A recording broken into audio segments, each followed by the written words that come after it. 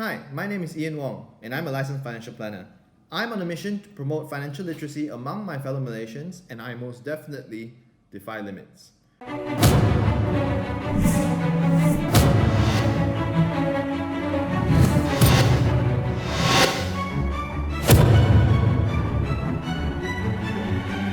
Now, as a lot of you know, cost of living in Malaysia is going up very, very high, yet our incomes are either stagnant or perhaps it only goes up just a little bit. So how then do we give ourselves the lives that we want? The answer to that is through good personal financial management. In this video, I hope to provide you with some unbiased guidelines on how you can optimize your personal finances and hopefully give yourself the life that you want. Enjoy.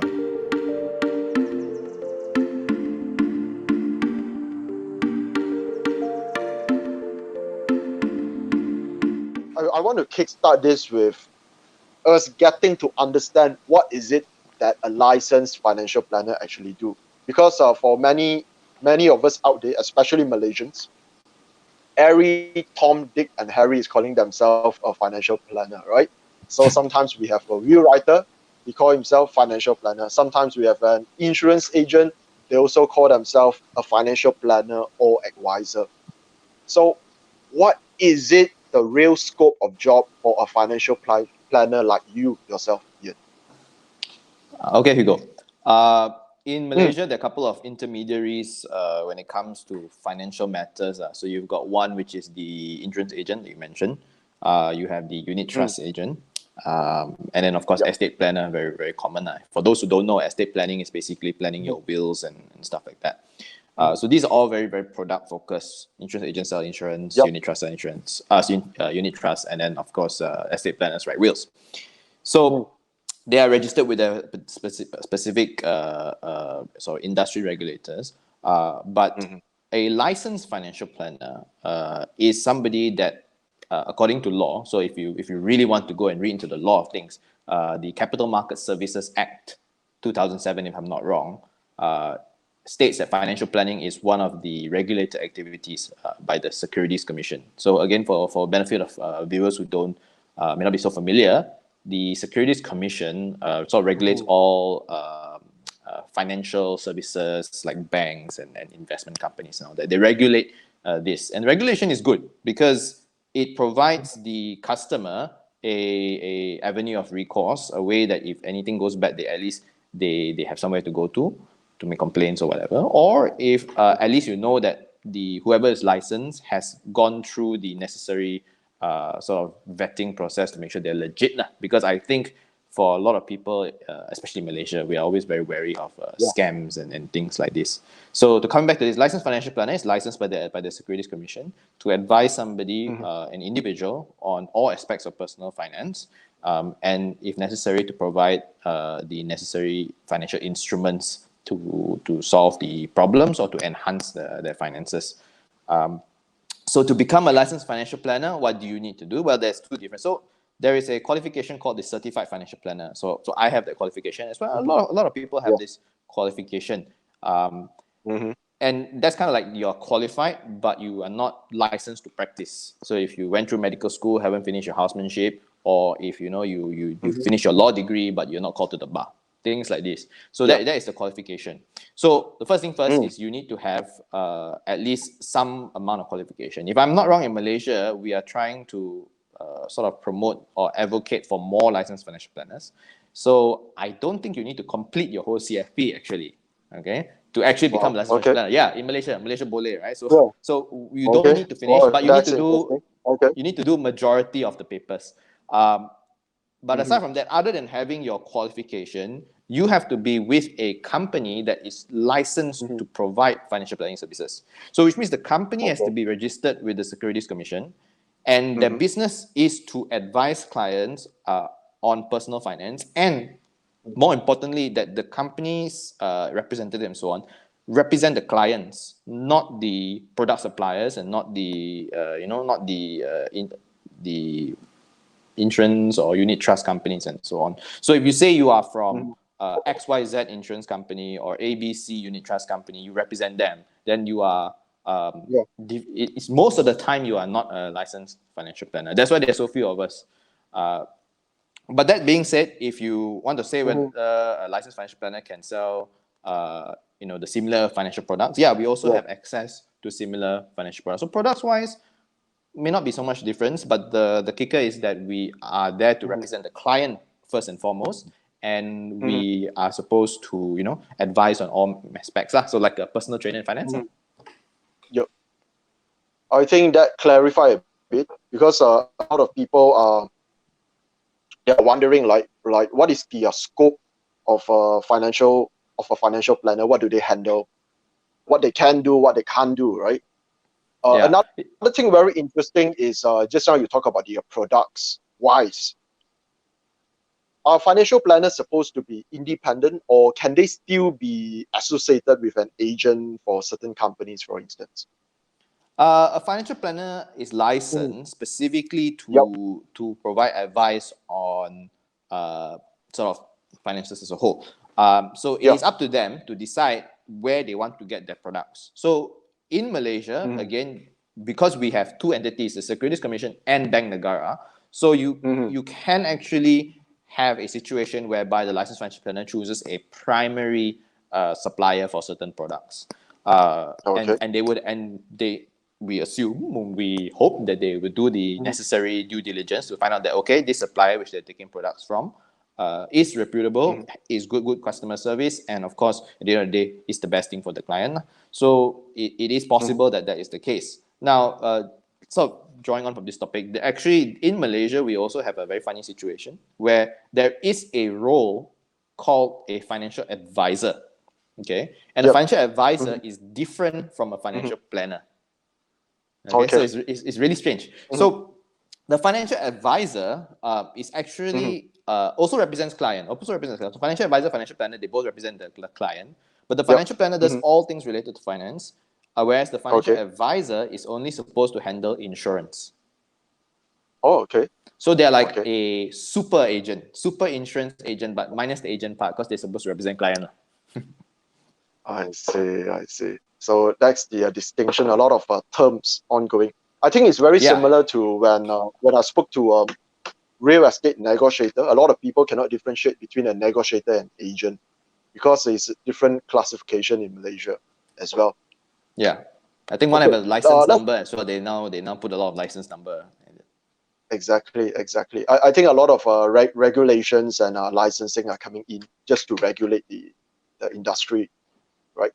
And okay, let's talk about the personal finance, right?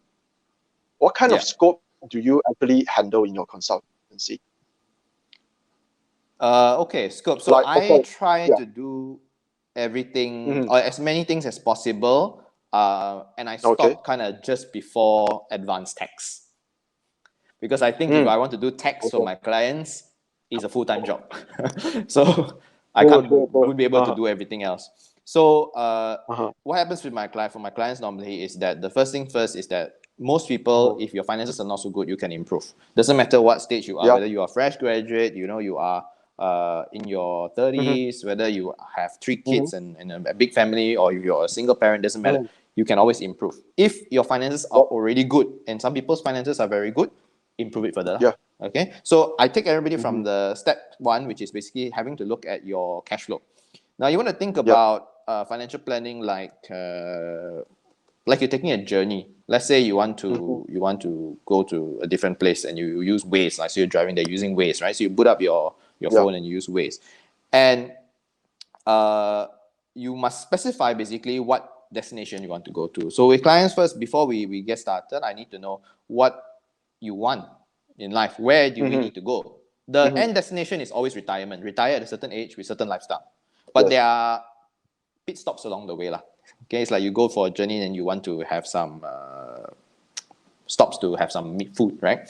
So children's education, I need to take my pre-retirement round the world trip, things like this. So I need to know all this first. And sometimes it's very hard to think, especially for those of us, I guess, below 40, right? Asking what you want at age 55, 60 is a little bit difficult. So generally, we try and have a rough idea. What is it you want, when you want it? And then from there, we see where we are now. So then we plot a sort of a journey, like on Waze, and we have a benchmark to see how we are supposed to get there. So we use some financial formula, stuff like that. Okay. So that's the general idea. We start. Then after that, we to see, so how then personally do we get there?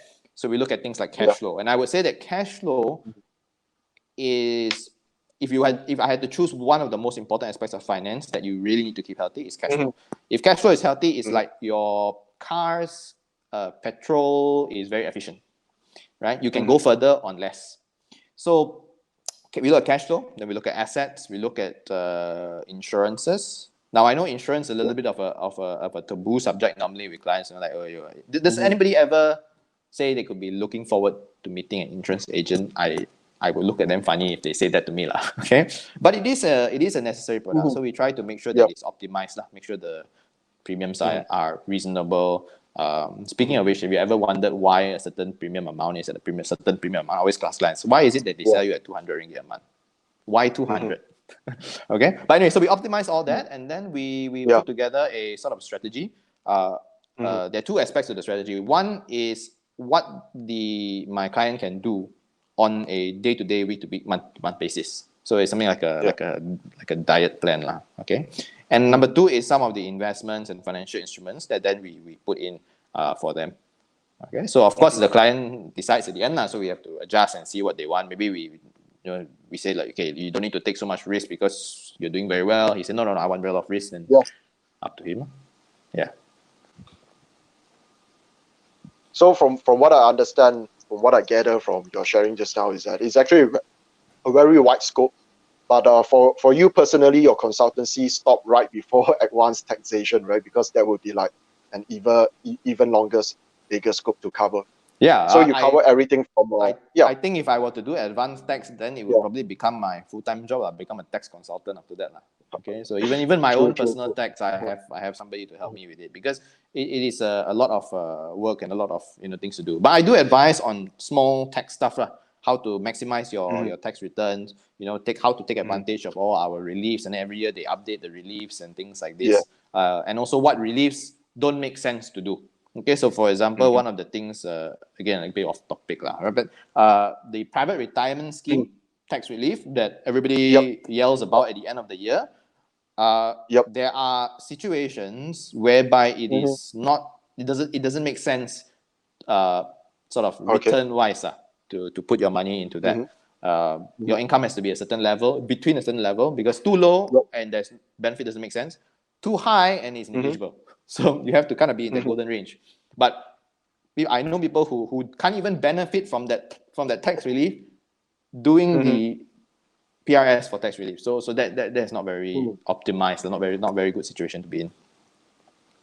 So for the viewers that just joined us now, I think there is about 25, 30 of you.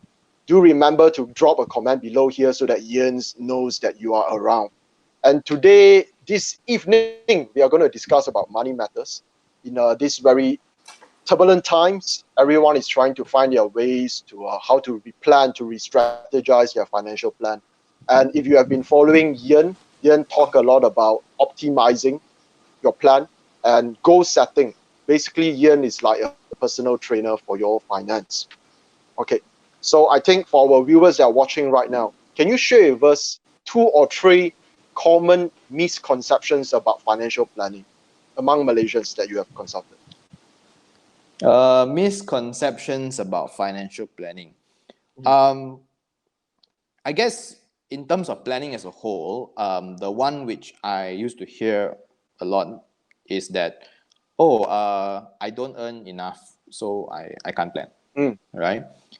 And then there's the very cliche saying that, if you fail to plan, you plan to fail, which I guess in this case is quite true, right? So if you want a certain lifestyle 10 years from now, or if you want a certain lifestyle for your children or things like that, you have to start planning to get there. It's like you are planning to again, we come back to the analogy of taking a trip. You want to go to, let's say, from KL to JB, right? You require a different amount of petrol compared to if you go from KL to BJ, right? So you can't just say, oh, when I have a lot, then only I can do, because then you miss the opportunity. I also have found that something else people tend to say is that, since I'm 20s, I have a lot of time. To do this, so let me enjoy life now first. So I would say this is sort of shifting over the years. I find that more and more of the younger millennials and the Gen Z currently, we're starting to realize that hey, if I want a certain lifestyle, then I better plan for it. Okay, a bit more savvy. Because once we start working, you look at your salary, your incomes, and then you look at the lifestyle your parents gave you, you see there's a bit of a gap. So we are starting to be a bit more. But yeah, in your 20s is kind of when you should start the most, because that's where you have the least commitments, and it's where you can, I guess, endure a less expensive lifestyle. I think once you're 30s with 2 kids, I think if you want to go for a holiday, you would prefer a hotel than to stay in a B&B, right? But I'm just saying, just generally things like this. Your 20s are a very, very good time. It's about 10 years as a whole. So, if you had invested for 10 years, I think you would see a big difference than if you hadn't invested for 10 years. Yeah. So these are, I guess, are the bigger two misconceptions when it comes to financial planning. Is that I don't need it now, and also I don't have money, so I cannot plan. I think what you say is very true, because if we look at the report by S&P Global Literacy, they basically says that Malaysia score about like 36% versus developed countries that scores around like 59%. So our financial literacy is kind of low, which leads to the question, right? There's a lot of misconception. Like right now, I'm looking at the comment section, right? There are people that are still confused about what is financial planners? Are they insurance agents? So I think we still have a long way to go. And one of the, I think, burning question that we have a lot on today is actually how do people plan for the MCO and post MCO, right? But before we go into that, I would like to talk a bit about youth, because you spend a lot of time with youth on the financial planning as well. So it says that around 100,000 of Malaysians that are bankrupt, around 60% of them are aged between 18 and 40 years old. Why is that so? What is it that youth have done wrong in their financial planning? Sometimes I would say I don't blame the youth, and that's one of why I am so passionate about helping the youth. So I found myself in that kind of situation as well. If you look at our education system, all right, school in general, school is normally a bit more scientific and things like that. But in university, college, they are all preparing us to do well for a company.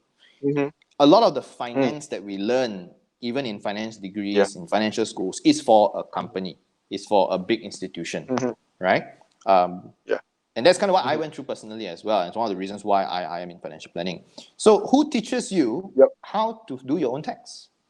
Who teaches you how to manage your cash flow, right? Because this is the essence of your life as an adult. You need to manage your finances well to give yourself and your family the life that you want to give them. You no longer have, or most people no longer have parents to give allowance, right? So suddenly you're on your own, but nobody taught you how to go about doing it. So you graduate, you've been told that you study hard and get good results, and then of course you start working, and then you earn your 2.5, 3K fresh graduate salary. If you're not from KL, you're paying rental, okay, minus tax, everything there, if you got 1,000 ringgit a month. And if nobody teaches you that you have to cut your lifestyle, which maybe you've had a better lifestyle from your parents, then you have a problem. So it's a lack of education about financial planning. In fact, I have heard from some of my junior associates, some people who I've interviewed as well, who have come in for interviews to want to join as a financial planner. There are very few universities where they actually have a financial planning course.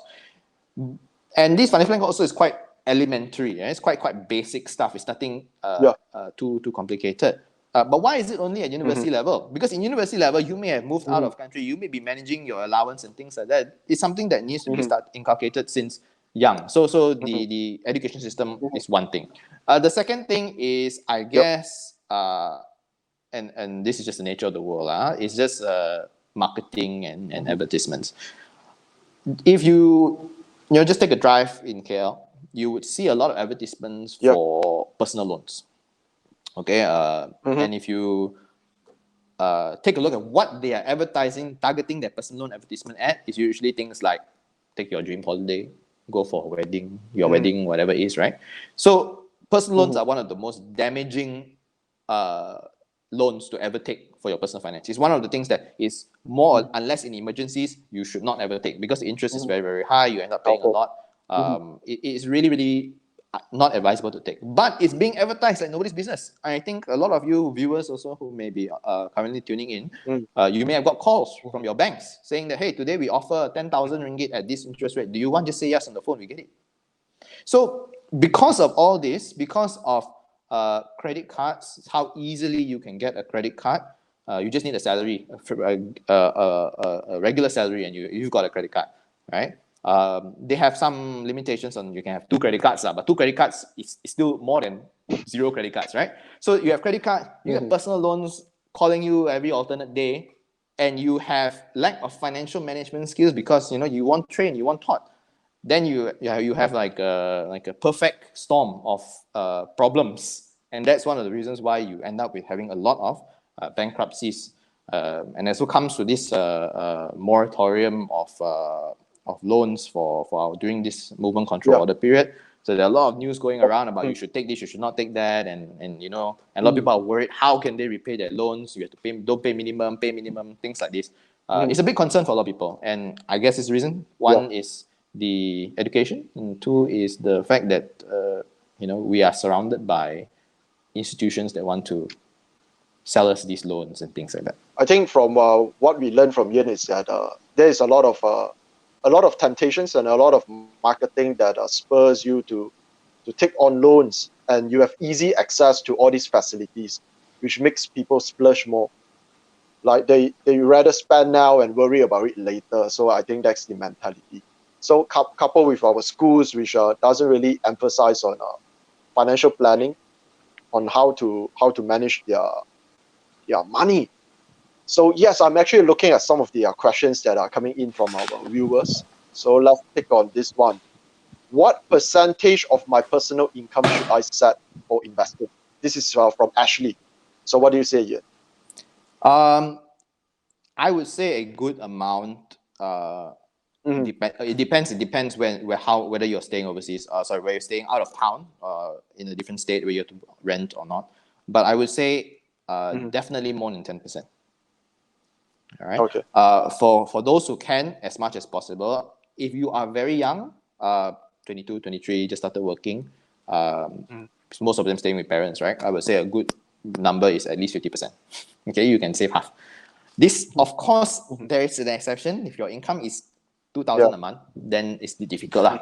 Okay, but normally those, if you're younger, you can save more. For my clients, generally, I would say a healthy rate should be about 30%. Okay.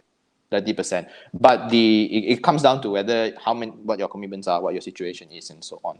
But definitely more than 10 and up to 50. If you can do more, I would say you probably can enjoy life a bit more. If you're saving 70, 80%, and I have 1 or 2 clients that I basically say you can enjoy life a bit more. I think the comments coming in are curious about the portfolio. Like, what do you recommend for? Of course, that really depends on what is your income level, what is your expectations like, what is your age. So let's start with someone who is young, right? That you are talking about, someone in their 20s or 30s. What should their portfolio be like? Like, what is their ratio of stocks, bonds? What should they look into? What do they always look at? Portfolio, right? The answer to a lot of this would be it depends. It depends whether you can handle. I would say for my advice to clients is 2 things. One is whether they can handle the risk. So there is no point trying to invest in something very risky, that, like for example, in this current economic climate, I think over the past 2 months, you can see the markets have dropped 30-40% for certain stocks and things like that. There's no point if that spooks you, right? That spooks you and you say, oh, I don't touch it anymore. So then there's no point. Then you better do something that you don't need to manage so much. And then number two is, how much effort do you want to put in? Right? So for me, I advise, I can facilitate some investments, but depends on how much you yourself as the client want to put effort in. So to build your portfolio, okay, to answer the question directly, to build your portfolio, I would say you need a mix of different levels of risk. I'd like to keep it simple for people. I would say, let's say you have something a bit more defensive and something a bit more offensive, right? So you have something whereby you close your eyes, go to sleep, even in turbulent market conditions, you know you'll get your 3, 4, 5%, right? Normally this is between 3 to 5%. And then you have your growth portfolio or your growth section in your portfolio, where you know, in good times you make money and in bad times you lose money, right? So you have a balance of these two. And depending on how greedy you are, or how much risk you plan, or how soon you may need the money, then you allocate based on that. So if you're completely balanced, you're like, oh, a perfect half, then 50% in your growth portfolio, and then 50% in something where you can go to sleep, and then no problem about it. If you feel that you want to maximize returns, I think I just had a call with a client yesterday, and she wanted to maximize returns during this period, then I think you can go 60-70% of your portfolio into something higher risk. The only thing is that be careful of when you may need the money. So if you need the money very, very soon meaning within the next 1 year plus, okay, then try not to do something high risk, because you never know. If you say your time for investing, your investment horizon 5 years plus, then then high risk normally, high risk being smart, okay, not all these semi pseudo scams and all things like that, okay, legit. Plenty around. Legit, you know, stock market investments traditionally, or even property is something that if you need to think about how much money you need. So it would depend, but you do definitely need a low risk section, and you need a high risk section, okay, a growth and a stabilizer. You need both. You can't say I want to do all one side, right? It's like saying you want to play football, all 11 strikers, because strikers are most likely to score goals, right? So I play all 11 strikers, most likely to score a goal, right? You can't do that. You have to have your midfielders and defenders as well. Yes, you can have fewer defenders, so your formation is more offensive, no problem, right? But you must have that. And of course, some people say, you know, they have no need for insurance when they're young. I have a friend tell me that he can self-insure because he's got so much money, investments rolling like that. Well, I am of the opinion that you should have at least some basic medical insurance. Okay, it's like your goalkeeper, basically. Think about it like your goalkeeper has some basic medical insurance. Nothing too expensive. If you're paying anything more than $250 a month for medical insurance, and you are below 35, I think it's a little bit inflated in price. Okay, so basically you just need something basic as far as possible that doesn't need further upgrading. Okay, because you will be told, I think we've all been told that we need to upgrade every so often. But yeah, that's medical. Now, when it comes to other sets of insurance, then it depends what are your liabilities, how many kids you have, your responsibility, and so on. So that is another topic, not related to your investment portfolio. So, from what we can learn from Ian is that there should be a balance between offense and defense. And I like the analogy of it's like a football game. You have strikers, you have defenders, and you have goalkeepers. You want to make sure all of them are in line, is present, but the ratio would depend on what is your own objective. So here's the thing, right? We have a couple more questions here, which is, okay, let's take this one from Feng Chen, right? How do one plan for retirement? Is there a particular tool? Is there a particular calculations? Right. Okay. How do you plan for retirement? So, if you want to be very technical, normally you can either do two methods. Okay. They call this capital preservation and capital depletion. So, capital preservation means your capital, your money in the bank or your investment stays the same, and your passive income sustains you during retirement. Okay, so this of course is the ideal situation. You have this chunk of money every year, you get your in returns, and your returns pays for your lifestyle. Then, but it may not be so easy to achieve that because you need quite a lot of capital. So the other more common method that you use for financial planning is for retirement is the capital depletion, whereby you have to see, okay, when do you plan to retire? So let's say you want to retire when government tells you to, 60 years old, right?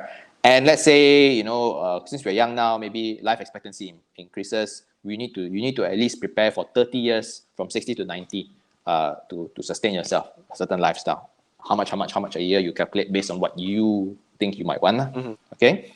And then from there, you do some calculation based on, as you have to assume certain things, things like what rate of return you're going to get on your investments during that time.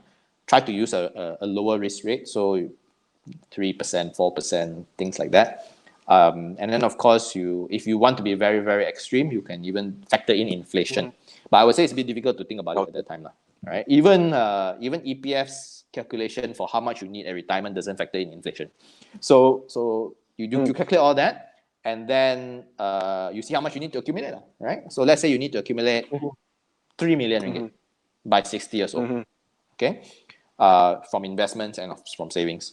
Then you have to figure out, okay, from now, you are, let's say, late 20s. How are you going to get there, right? How are you going to get to your target? How much savings you need to make a year?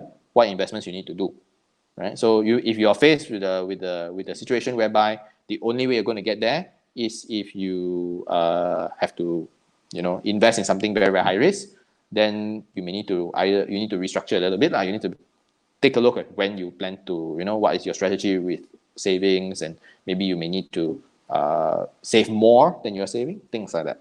Yeah, but so at the end of the day, calculations depend on how much you are going to spend at that time in retirement, and whether you want to keep your capital, which is of course the ideal, because then this money goes to your family after that, right? But some people say, no, my money is my money, go capital depletion, but you run the risk. What if your genes are very long living, right? Then you live until oldest person in Malaysia, 100 plus years old.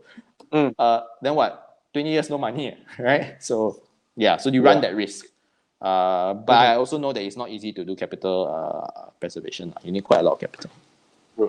True. I think people don't realize that for, let's say, just now you mentioned about ETF, right? Most of the that is what the government estimate, right? By the time you are age 55, you should have at least like 240,000 in your ETF to retire. They recommend according that to is the minimum amount. Yeah, they recommend. Yeah, it's not everybody will have it. It's recommended that you should have that amount. It's recommended. Now the crazy part is about two-thirds of Malaysians aged around 54, 55, they have less than 50,000 in ETF. So I can see that it's actually a very huge concern, not just among youth, but also among retirees, right? Financial planning are definitely quite needed. I think I remember you actually once delivered a talk on becoming your own financial planner or something like that, DIY financial planning. Yeah. So are there any tools out there where people should know? Are there any any spreadsheets that people can look at in order to plan for themselves, or does your company or site offers any of these tools? Completely sort of being objective about it, I would say the most important part about financial planning is your cash flow. Yeah. So as much as I want to advise you and give you fantastic investments and stuff like that, right? If you cannot manage how many coffees you buy in a week, how many bubble teas you buy in a week, how many times you eat out, then there's nothing that is going to help you. All right. So at the end of the day, it comes down to this. Financial planning, aside from the fact that if you have a lot of debts and you are in a lot of trouble already, then you have to get out of it. But if you don't have these issues, then it is not as complicated as a lot of people think it is. It's more of, are you willing to put in a certain little bit of effort? And we all know it's important. Everybody knows it's important, but it's whether, I want to go and spend the time looking at it. I work 5-6 days a week, and then one day only I want to spend money, or you want to go out with your loved ones, right? So things like this. But it comes down at the end of the day, you should make sure the tool, I would say, the most important tool to use is a form, some way to track your expenses. A lot of us spend a lot more than we think we spend. I think myself included as well. And what we need to do is we need to track how much money in and how much money out, right? The question earlier from the comments about percentage of savings, that is a very good way to think about things, because you know, okay, 30% this goes here or 40% goes there. It's very clear. When you say you want to save X amount, sometimes can be a bit difficult. Your income increases, things like this can change. So make sure you have some form of budgeting tool. You can use Excel spreadsheets if you're very, very extreme. My clients whip out their whole profit loss. Or, you know, nowadays we have apps, so many apps on the phone. Anyone that you like, as long as you can track how much you bring in, how much you spend. And from there, you can say, most people, if you see you're spending 1,500 ringgit a month on, let's say, designer cafes and coffees and things like this, you say you spend down, I think most people will feel like, oh, that's a bit much. I need to cut down, right? You won't get that feeling unless you know. It's very hard to change your expenses on rent, on your loan repayments. All these fixed expenses are very hard to change, but you can change what you do on a day-to-day basis. How many sort of outside meals you have, what kind of outside meals you have, things like this you can change. So I would say that is the biggest tool. As far as investments go, there is, again, I don't think you need to be very, very complicated. There is a desire to go and once you have a certain amount of money, everybody wants to do some fancy investment, some advanced fund, invest in here and there, moving money around. I would say when you have done everything else, then you can do that. But right now you have things like managed funds, a lot of unit trusts available. Unit trusts, I would say be very careful, because a lot of them can lose money or lose money quite frequently. So be smart about things. They're always a good one. So unit trust, at the end of the day, it's a pool of money and somebody manages the money. That's all, right? It's not bad. That's just the way it is. So you need to make sure that the manager is the one that is good, right? It has a good track record. You can't say the fund from before has made a lot of money, therefore you want to make a lot of money. You can make a lot of money. It doesn't work that way. But the management, how has it done in respect to the market? The market gone down, they went down less. So then you say, okay, the fund seems to have good management, but you see a bit of a track record. So you can use funds, you can do stocks. I would say stocks, while yes, having the highest potential, one of the highest potential for gain, you have to be really willing to put in some time. Even if you're buying stocks to hold for 5, 6, 7 years, you have to choose the stock. So you have to put in some time and effort. Okay. Some people follow their friend, colleague, whoever say, hey, I bought this stock today, whatever. Risky, because you don't know what you're buying. Yeah, don't know about. So basically, the instruments are relatively simple. There are, in any class of instruments, right, or let's say among stocks, among unit funds, and among certain endowments and things like this as well. There are always the good ones and always the bad ones. There's no such thing. There's no such thing as all of them are good or all of them are bad.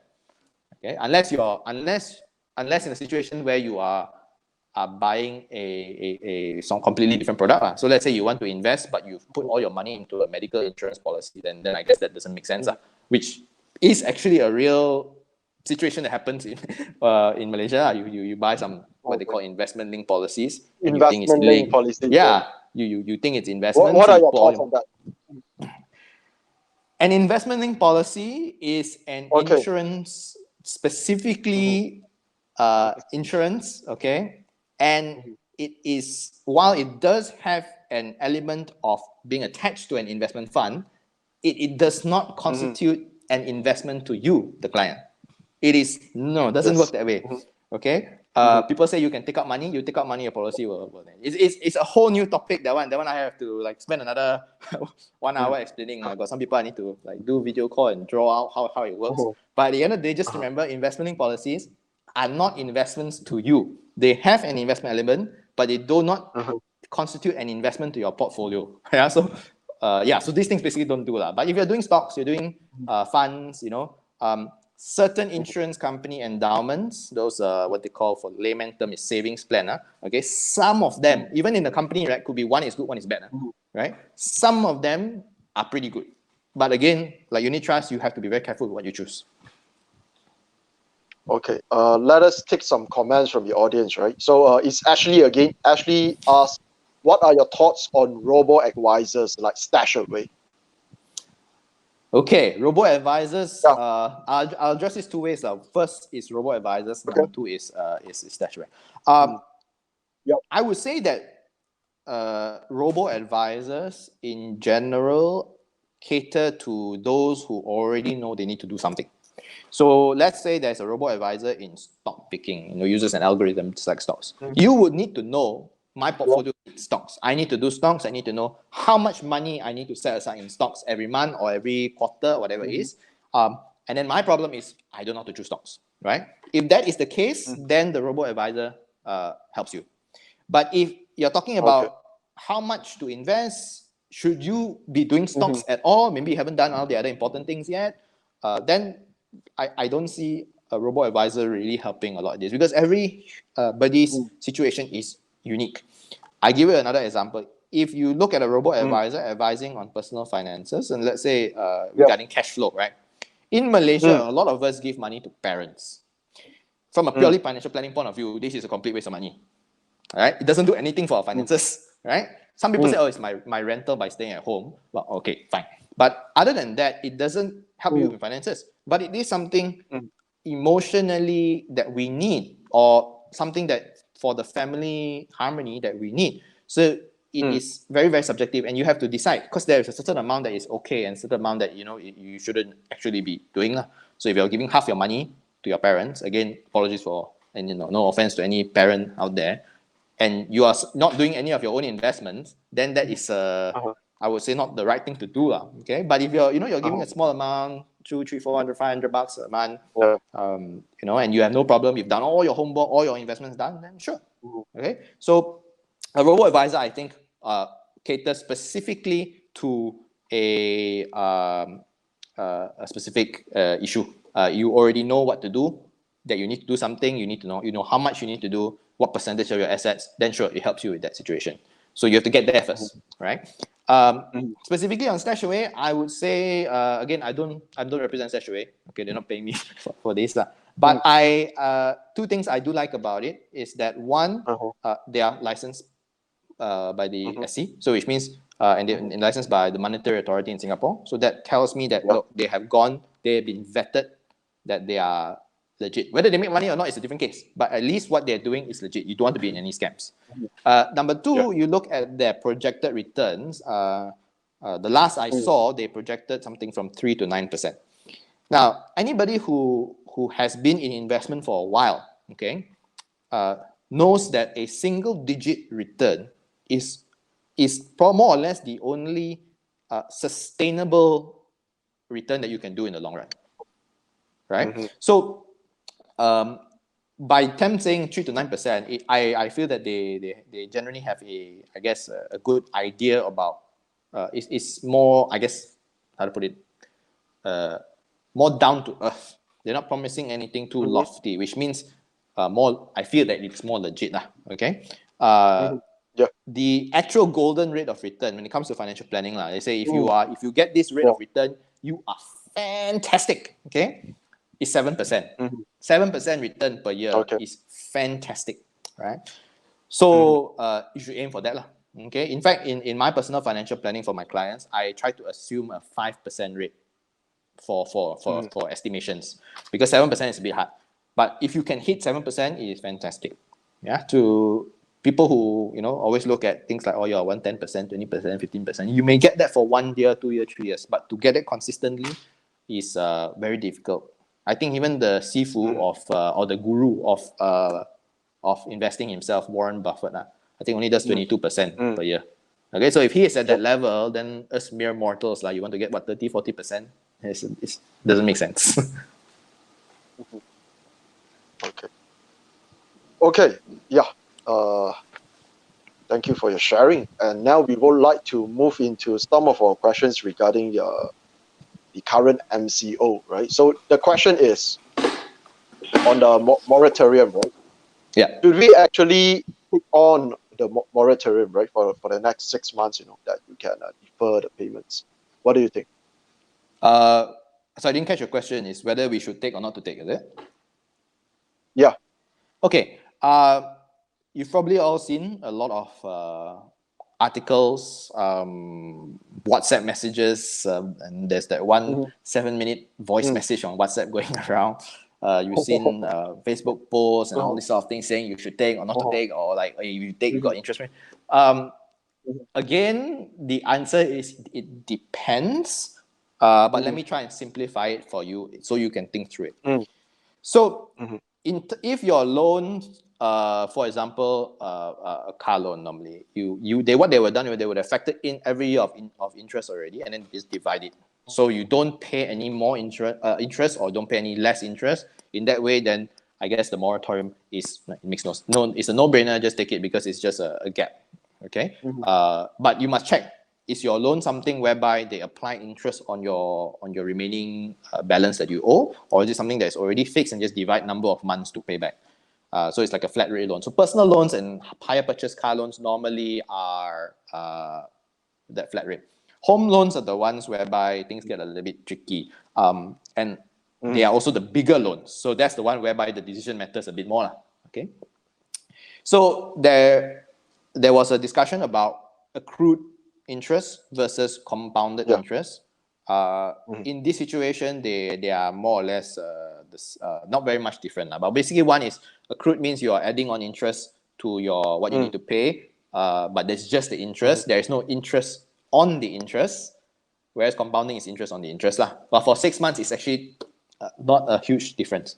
So the question then would be whether you should take your moratorium in 6 months is depending on whether the cost to you is worth it or not. What is this cost? So for this 6 months, you are accruing interest, which means you are paying more interest to the bank at the end of the day. So with the standard simulation is, let's say you owe 500,000 to the bank, you have 500,000 loan, your interest rate is about 4%. So your interest roughly about what you would pay over the 6 months, the interest that you would add on to what you need to pay additionally is about 10,000 ringgit. So you must think about, okay, so by taking this moratorium now, you have cost yourself 10,000 ringgit that you can pay over the next however how many years.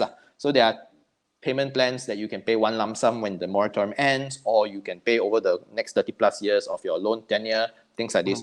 Doesn't matter, at the end of the day, you have to pay an additional 10,000 ringgit. Okay, so then you need to ask yourself, what are you getting for this 10,000 ringgit? All right.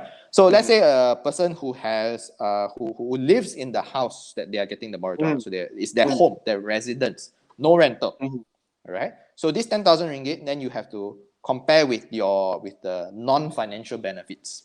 For example, you have an income cut. You run a business, you have lost some income. So it's difficult to repay your property now.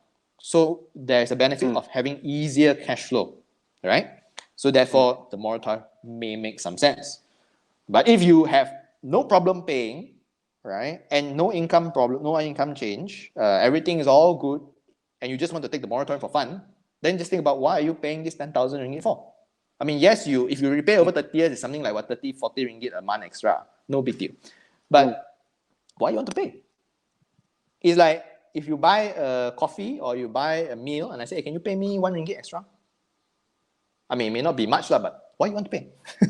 Right? So in those situations, I would say you probably shouldn't take the moratorium. It gets a little bit more complicated when it comes to the situation whereby, and this probably is more the minority, I find, whereby you want to maximize your returns during this period. So again, so we just take a look at this from the point of view of a cost. Your cost is 10,000. Yep. And your loan repayment is about 2,500 thereabouts. So over 6 months, you would have saved your repayment of 15,000. Yeah, 15,000, but it will cost you 10,000. Okay. So if your 15,000, you can somehow roll this into earning another 10,000, then you have broken even. It's like you took a loan of 15,000 and it will cost you 10,000 additional, or it will cost you 10,000 to take this loan, this money. So if you can sort of roll that money in an investment, then again, yeah, you makes financial sense. And if the investment makes the return faster than you have to pay back that additional 10,000 over the next 10 years, then it makes some sense. But your returns may be very, very small, right? Because 15,000 to earn another 10,000, then you will need to have 66% returns over, I don't know how long you take to take. But if you invest in the correct kind of investment strategies, seeing that the markets are all very, very low now, you may be able to do that in 5 to 10 years. So 5 to 10 years, you break even. After that, everything else all profit already because of this decision you make now. Okay, and of course, there is also the discussion that money now is worth more than money later lah. So you have to pay 10,000 back over the next 30 years, but you have your 15,000 that you save currently. So there's also the cost benefit ratio. So it depends what is worth it to you. Now, if you are getting rental, then is the decision is more in favor of taking the moratorium, as long as you're still getting rental. So let's say it will cost you 10,000. Right, you come back to this. It will cost you 10,000 that you need to pay this interest. But each month you are getting, let's say, a total of 1,000. Let's say $1,000 a month lah. $1,000 a month rental. So 6 months, 6,000 cost you 10,000. So technically, then if you net, it's like you're paying 4,000 for this moratorium. Make sense to you? Okay, so you're paying 4,000 for this moratorium. Then it's very much easier to earn back the money on the for that you've paid, the cost of the moratorium. It's very easy to earn back through investments. So in that way you can invest to maximize the return, to use it as like a loan of sorts to invest. So in that case it's easy. It's even easier if your rental over 6 months is more than the cost of the moratorium. In that case, then it's a no-brainer lah. You take the moratorium, it will cost you 10,000. But your rental is comes up to, let's say, 15,000. So you net profit 5,000. So that one just take. All right. So it depends at the end of the day what you are getting for this cost that you pay. So there is a cost. Some posts have said that it is a no-brainer. Take the moratorium, is a complete profit and gain to you. No, there is a cost. It's whether your benefit is higher or lower than that cost. And a lot of it is subjective also. You know, the value of free cash flow, the value of not worrying, being able to sleep during this period and not worry about how you're going to make next month's payment. I think that is something that has to be considered, and it's something that can be very valuable to people. I think from what we can gather from Ian is that we have to look at the cost and benefit analysis. We have to study what are we trying to achieve, right? What are the costs that we are going to undertake? At the same time, it's not all just about the financial benefit, but sometimes, like what you say, right, you're able to sleep better, not to worry. All these are basically psychological